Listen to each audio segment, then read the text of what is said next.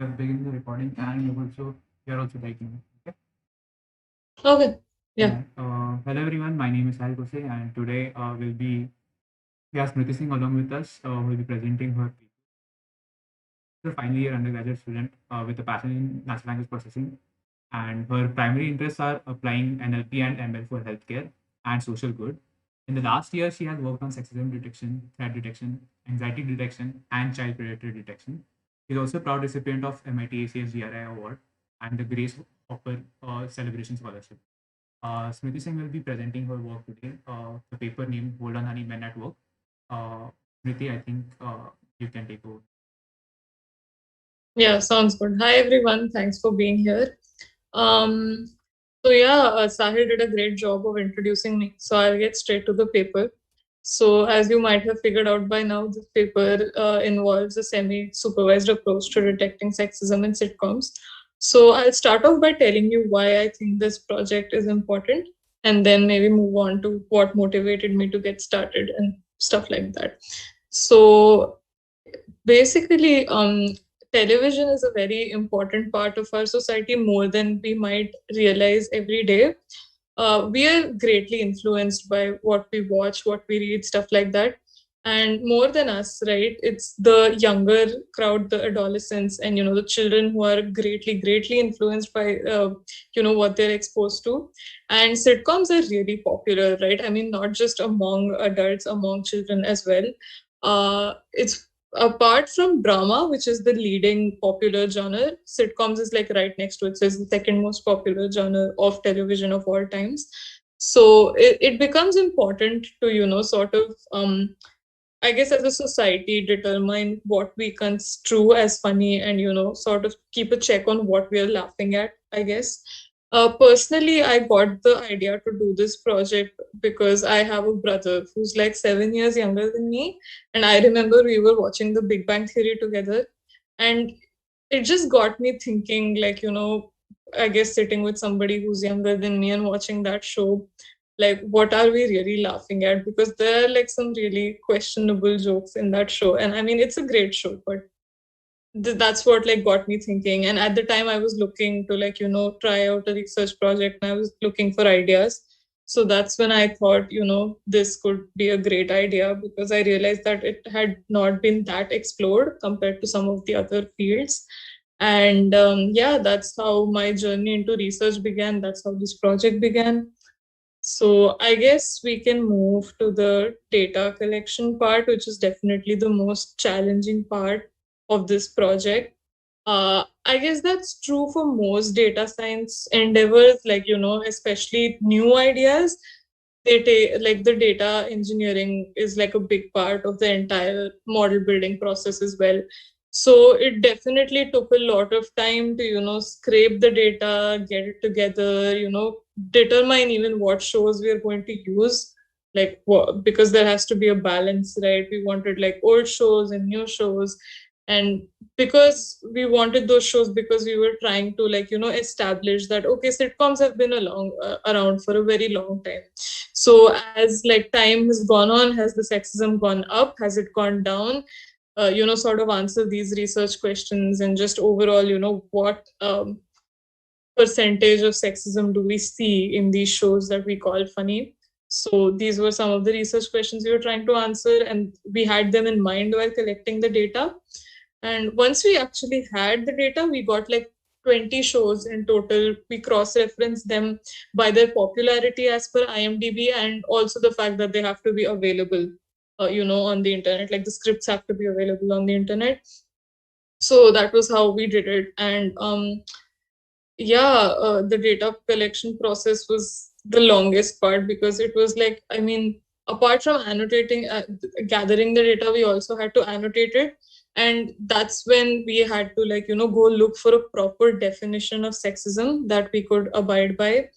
And in that, we found Glick and Fist's definition. I think, Sahil, you could scroll down, and like just that definition is somewhere down there. Yeah, so according to this definition, it's a pretty standard definition in like the gender studies field, psychology field, that kind of thing.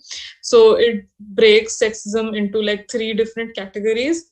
So one is paternalism, which like justifies men being controlling and protective over women, sort of. And when you think about it, once you have established this definition and go back and even look at some of your old shows, you might really find yourself questioning, as I did, like, wow, is this really what we're laughing at? So like, for example, if you look at the paternalism thing, it's like Hold On Honey, Men at Work, which is the title of the paper. But yeah, and then the second category is gender differentiation, which basically allows it's not allows, but it sort of tries to justify using biological differences to like justify social distinctions and just like prove in some ways that social distinctions are allowed.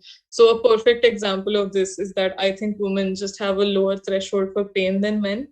And yeah, there were a lot of other dialogues like that. And third one, this is probably the most obvious one from the point of view of sitcoms at least, but it refers to like the sexualization of women and just all that stuff. So like another perfect example was All Men Want Is to See Women Naked. And this is from an older show, right? This is from Seinfeld, which I think was like released in the late 1980s or early 1990s. So, but this was not enough, right? Because we looked at some of the show dialogues and we realized that we need to include more. So we did include derogatory terms against women and dialogue terms that justify stereotypes against women. These were particularly common in both like new and old shows alike, maybe a little more common in the older shows, as we see once we reach the results part of the paper. But yeah, so coming to the methodology, initially we had just thought of maybe annotating 1,000 dialogue turns and just sort of training machine learning classifiers on that. But when we did that, we realized it's not enough at all. Like that's it, the accuracy wasn't up to the mark. And that's when we sort of got this idea of a semi-supervised approach combined with transfer learning, because there has been a lot of work done on sexism detection on Twitter and racism detection on Twitter and that sort of stuff. So that's when we thought that, okay, let's all use an existing data set and establish a baseline for the models first, right? And we realized that since it's already, somewhat explored tasks, the accuracies were much better on a tweet data set, which was presented by Zira Qasim in his paper.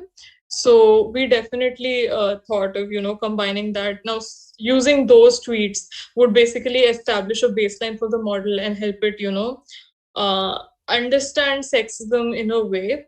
But the thing is, that was obviously there would be a domain transfer, which is why we also thought of transfer learning.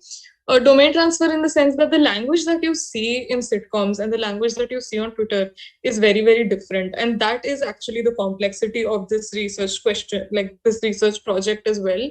It's being able to generalize the linguistic differences, not just across domains but also within domains. And by what that I mean is, okay, yeah, there's a linguistic difference between the show and Twitter domain, but within shows also, right? The kind of sexist dialogues that you find in, for example, The Big Bang Theory versus, I don't know, maybe something like Friends, which is not as scientific.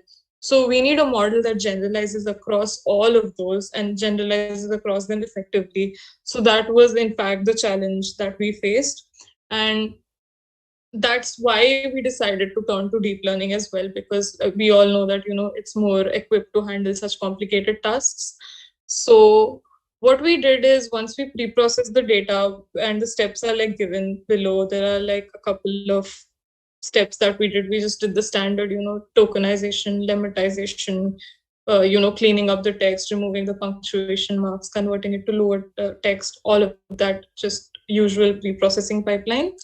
And once we did that, we had all that ready, we had our approach ready. And when we finally ran like all the models that we wanted to try out, we found that a BILSTM does better when combined with, when it's trained on a combination of tweets, annotated dialogues, and semi-supervised dialogues. So let me just explain that part a little bit.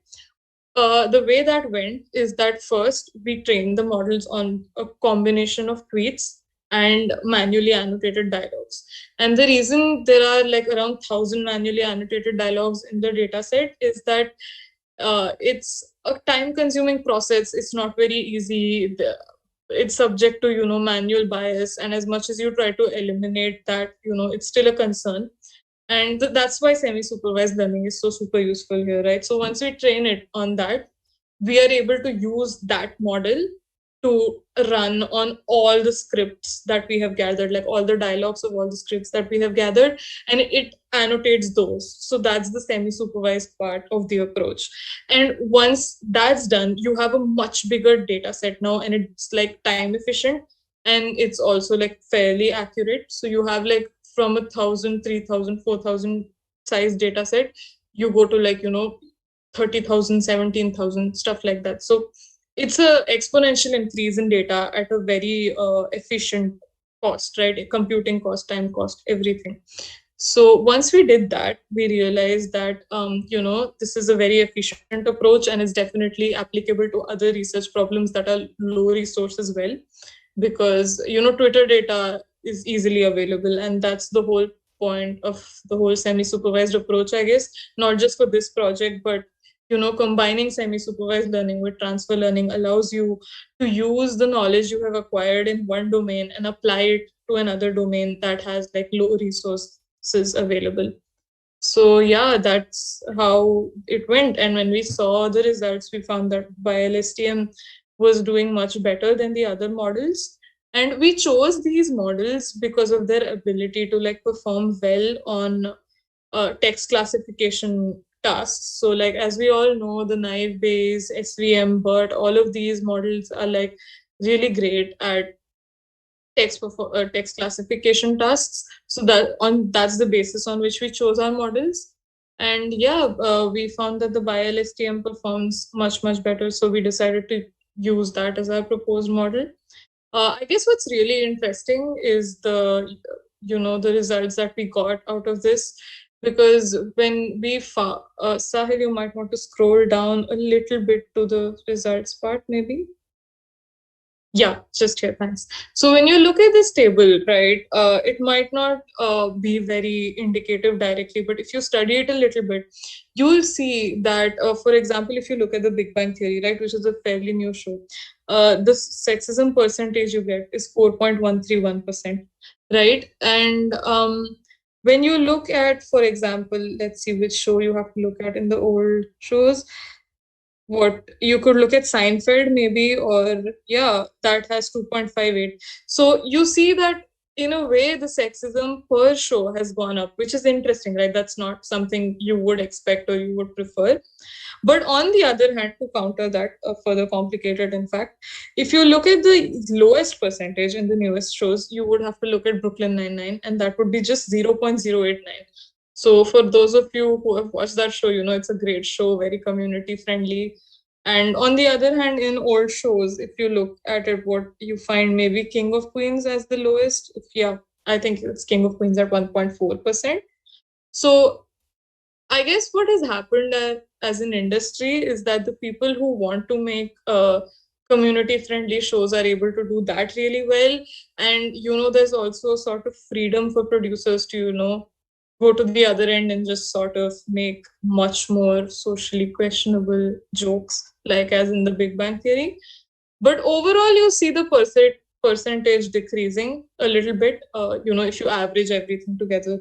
So that was definitely interesting to see, I guess personally, I wouldn't prefer going down a track where, over time per individual show, the sexism goes up. But yeah, that's where we're at right now. So those are, some of the things we might want to consider as a society. But what was more interesting to me is the results of the model and the qualitative analysis that we did to analyze how the model is doing, right? And we found that it's actually able to identify sexist dialogues pretty well. The semi-supervised approach combined with transfer learning seemed to like really work. And we did identify a few confounding variables for the model because, like, as any first implementation of a project goes, there are going to be shortcomings. So what we did find is that, sexual content was definitely something that the model always marked as sexist. And there are a couple of examples in the paper. But the reason that probably happened is that when sexual content appears in the dialogues, it's probably, sexist most of the time, if not all the time. So that's why the model generalized that way. And when you look at woman versus that woman, uh, it's not able to exactly distinguish the difference between being particularly hostile toward one woman versus like being hostile toward women in general. Now, see, that is something that could genuinely be helped. Like, I'm assuming with a, I don't know, maybe more inclusive data set, or not even inclusive, just more examples, right? I'm not sure how that would work, but that's definitely a factor for improvement in the future. And our classifier is unable to distinguish that because again there was just not enough data for it to be able to generalize, one woman versus that woman. And something interesting which actually inspired a lot of discussion in the conference and as well as like online platforms is that the model found that marriages, like, the mention of marriages is mostly sexist. So, you know, it could be an error, of course, because of the kind of data that was available to it during training, or it could be more indicative of the fact that marriage as an institution is patriarchal and maybe a little sexist. That is up to your interpretation. I am not going to comment on that much, but that was definitely something that came up and was like weird and eye-opening and like, okay, wow. And the last thing is gendered pronouns for objects. And I mean, I guess that makes sense because, like, without context, she really gets going after a while, is the example, right? And that could really go either way. So I guess that makes sense. That's a pretty fair error to have. And yeah, that's about it. My data set, the data set we used, is publicly available on GitHub. The link is in the paper. That's pretty much it from my side. Hope this helped understand the paper a little bit better. Thanks. Yeah, that was a really good explanation. Uh, there was, I think, I had some doubt with the pre-training and the labeling of the. Mhm. So you said the pre-training was done on Twitter dataset, right? Yeah, a combination of the tweets Mhm. and the manually annotated dialogues. So we annotated about 1,000 dialogues, and we like sampled those 1,000 dialogues from like 4 different shows, 2 old and 2 new. So the initial data set was just like, the dialogues from those 4 shows, randomly sampled neutral dialogues as well as sexist dialogues, and the tweet data set. Okay, and after the pre-training, so what were the different classes? Was it just a binary classification? So it's sexist or not? Yeah, sexist or not. 2 classes, sexist and neutral. Okay, and after that pre-training, you through semi-supervised approach, you label then the rest of the 18. Sorry, no, you label you used 4 16. before, right? The 16. Yeah, we used 4 before, yeah. Okay, so then those scripts were labeled. So how did you like these metrics would be for the pre-training in the table one then, or No, these are the final results. Like I said, like there were 3 parts. One is the baseline model that we've obviously like already established. After that, we used it to annotate the rest of the shows, and then we used the best performing model, which was the BiLSTM, to run on all 20 shows.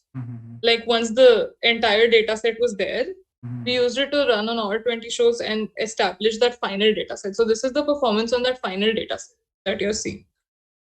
okay, so the accuracy would be how like accuracy of the binary prediction, binary classification of the Yes. dialogues, and Yes. the labels were generated by the models, like the Yes, previous some model. of them. Yes. The previous model, yes. Yeah, yeah. So like 4 shows Yeah. were manually annotated, then Mhm. predictions were made, and then another model was trained on the entire data set of just Correct. the sitcoms. Okay. Just the sitcoms. And from all the shows, we took all the sexist dialogues, like whatever the model identified as sexist, we included all of them. And then we also randomly sampled neutral dialogues, just so that, I was talking about the being able to generalize across linguistic differences. So we included a like larger number of neutral dialogues so that transition was easier. So the final dialogue data set, the size is in the paper. I'm assuming it's some 30,000 something. It's that the accuracies you see in table 1 are with respect to that data set, day final. If you go to the data Yeah, set part, 3000 yeah, tweets, day final, you look at this thing of day final. 805. That is this is like a split. Just move downward and you'll find somewhere the size of data D final. It'll be in the experiment setup. Yeah, see, if you recombine or D final, Okay. detrain, D semi-supervised to find D final. And in this, basically, D semi-supervised is that part I was telling you, like where we use the established model to annotate across all shows and pick up all the sexist dialogues from there and randomly sample neutral dialogues. Okay, so how many in the final data set, how many dialogues were sexist and not sexist for the model to be trained? Finally, I think there were 1639 dialogue turns were identified by the model. Plus, we had like 805 sexist dialogues like manually annotated. I couldn't get it. The sexist dialogues were? So the model picked up as around 1,600 dialogues, like it's over here in the paper. Yeah, That was yes. sexist, along with our 805 previously manually annotated thing. Okay. So that was sexist, and then the rest of them were 31,944 dialogue turns we used as neutral. Okay, so around 32,000 dialogues were neutral and 1600 plus 8,000 you said. 805. Sorry, Yeah, 800. 800. So that would Yeah. be okay. 2400. Yeah. So it looks like an imbalanced data set, but the point is to be able to capture the linguistic differences, because without those neutral dialogues, the model wouldn't generalize well, like across shows. Right. Oh, yeah, it makes sense. If you have any questions from parents who join, I think you can ask. Analysis. Oh, and how did you go about doing the error analysis for this? Like, how did you pick up an example, anything that you went through every single annotation? Sorry, could you repeat that Yeah. again? So, like, how did you go about the error analysis part? Like, did you go through every single annotation that was generated, or what was the process like? Yeah, we had to spend some time because there's no other way to do it. If we, I mean, like and get all the instances correctly, right? So it wasn't like we had to sit and like analyze every single dialogue, because that would be insane. There are like 31,000 dialogues. But what we did do is we split up the data set and divided it across authors and made sure that we skimmed through all the dialogues and picked up whatever was misclassified or what we thought was misclassified. So yeah. That clarifies a lot of things. Um, I think that's all. We let me just. Yeah, I think that's all. Thank you so much, Kriti, for joining. If you want to like give 2 sentences to to our viewers who are like, pursuing research and want to move in this field and are like just beginning with, you can end on that note. Yeah, for sure. No, I would say go for it. I mean, I know it sounds, the field looks pretty intimidating. I know I was very intimidated by it for a very long time. But, there is a lot of both need and scope for new AI researchers. So for anybody who's like, interested in NLP research, please, feel free to approach me, ask about what the process is like. And just for like absolute beginners, I would say pick an area of interest, pick an idea that seems interesting to you, and just get started. That's the easiest way to do it, because that like motivation is the most important thing, and like everything follows after that. So if you have any questions, like please feel free to hit me up, like on LinkedIn or on my email, wherever. All her links are in the description, added in the description. So thank you, Smriti, for joining us. Thank you, everyone, for joining us on the stream. I'll end it on that. Thank you so much for having me, Sahil. It was great being here.